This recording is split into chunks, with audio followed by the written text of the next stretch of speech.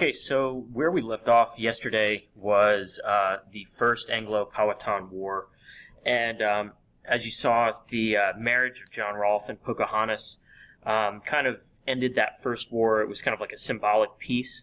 But see, what's happening here is that there are going to be more and more Europeans who are entering into the Virginia colony. And as more Europeans arrive, they need more land. They need more space. And so, of course, what this is going to do, it's going to put pressure on the Indian population that's already there in Virginia, that's already experiencing, these clashes with Europeans. So what you have here are, as Europeans start pushing further and further out, they're getting attacked by natives because, of course, the natives are feeling threatened because they're pushing onto their land. So after these Indian attacks continue, and in fact, John Rolfe will actually be killed in one of these attacks. The Virginia Company is basically going to say, okay, we're going to have to go to war again. And so what you're going to see are these kind of tit-for-a-tat type raids where, the Indians would raid a European settlement, they would kill people, and then the Europeans would raid an Indian settlement and kill people. And this is going to result in the Second Anglo-Powhatan War in 1644. And pretty much the Indians, they actually try to make this kind of last-ditch effort to get rid of the Europeans, to get rid of the Virginians, but it's too late. If they had wanted to do it, the time to do it would have been the very first time that the English set foot in the Jamestown area and just kind of get rid of them then. But by this point, the natives are in a really bad spot. First off, they're ravaged by disease, so this has weakened them dramatically.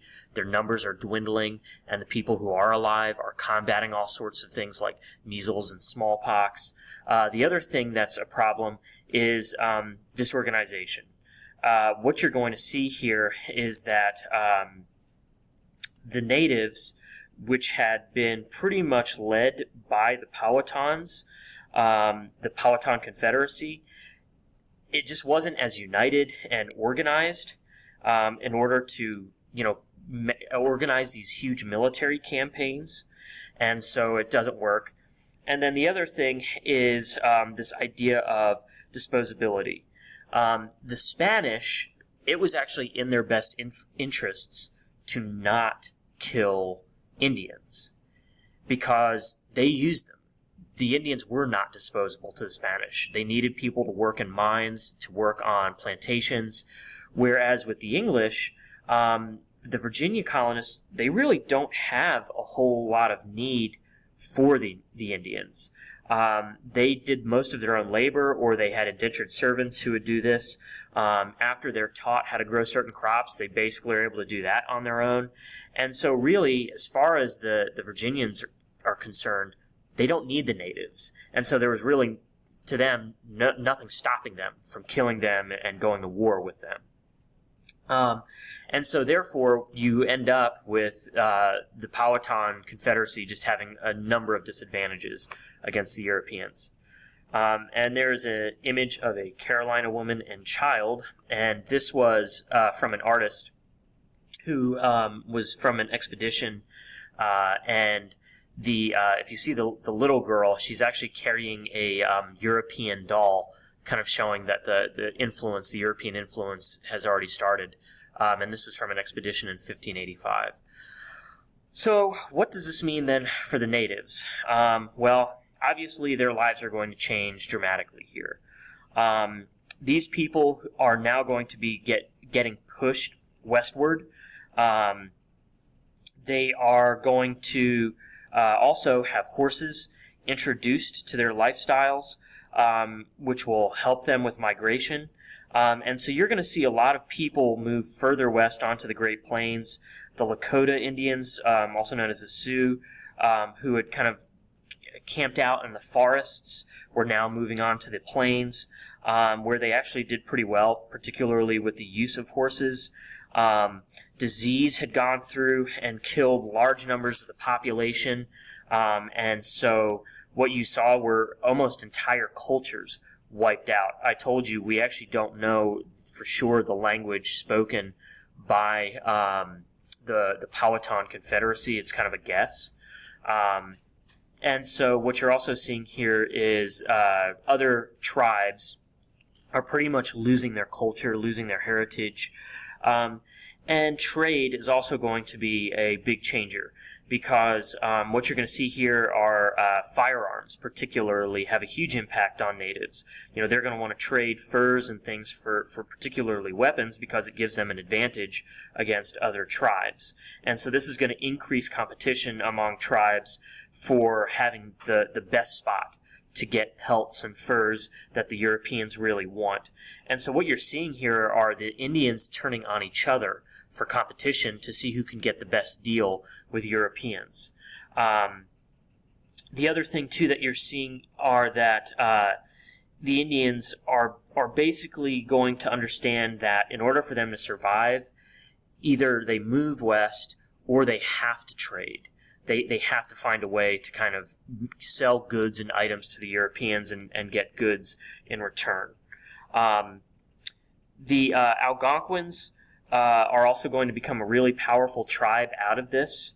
And so you'll see certain tribes get more powerful while others get weaker. And some of them are able to work pretty closely with French or British traders, which will help those tribes become more powerful, and some of them will even increase in number. So a lot of it depended on how you interacted with Europeans. The other thing we're looking at here is tobacco. I can't emphasize enough how important tobacco is. John Rolfe, who we've talked about, this guy essentially saves Virginia.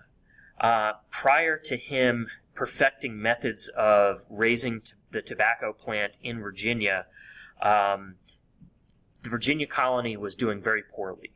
Well, John Rolfe kind of comes up with this unique way of raising and curing tobacco, and you get this what they call a tobacco rush. All these people begin growing tobacco in Virginia because that's where the money is. And so colonists are putting tobacco in instead of food.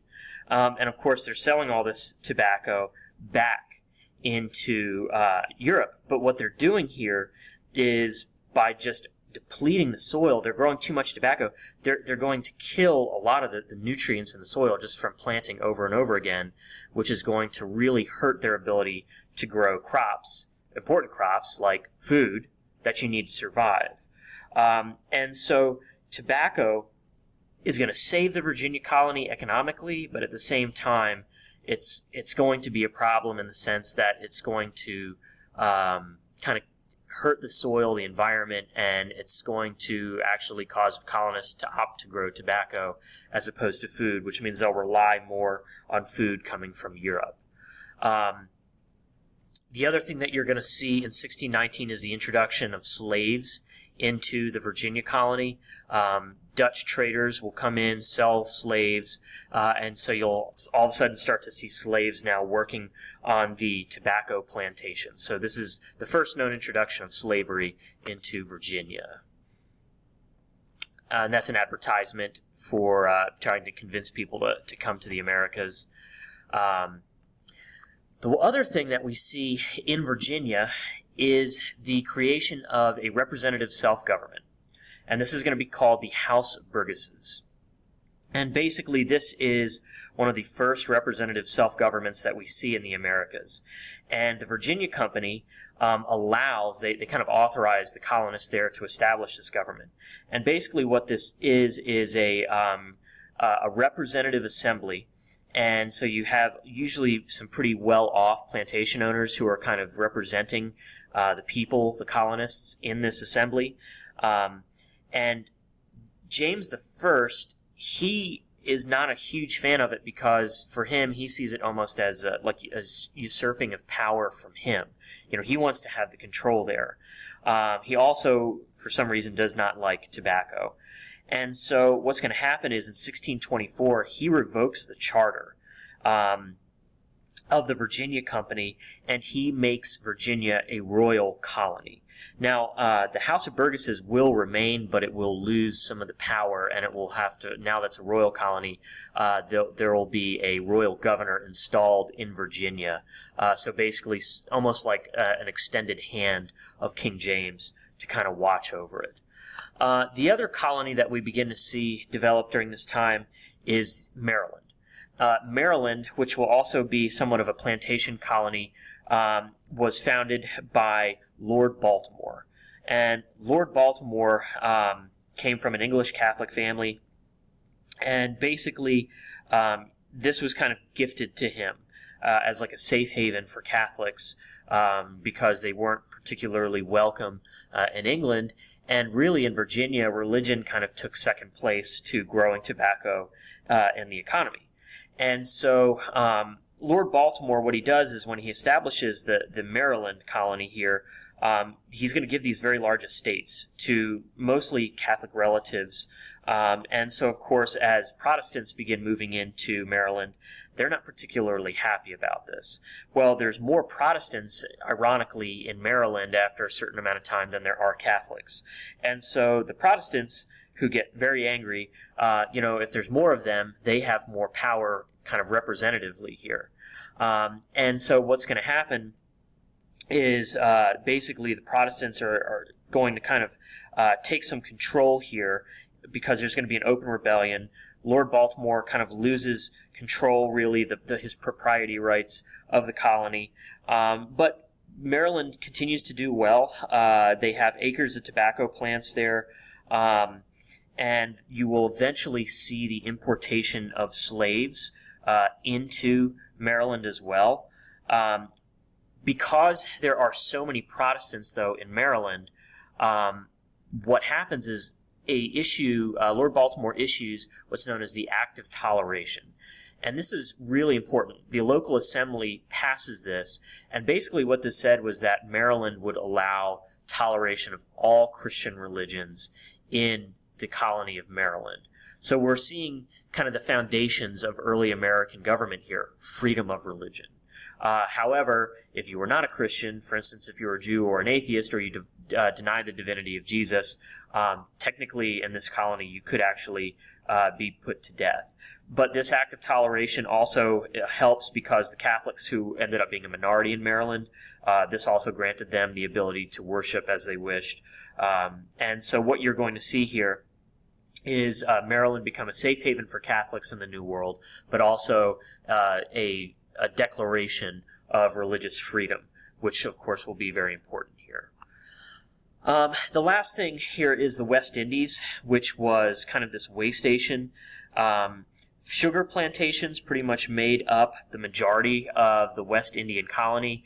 The English are going to secure claims to the West Indies because Spain was basically weakened at this point, and it was also dealing with a rebellion in the Netherlands. And so England is going to get rights to most of these sugar plantations.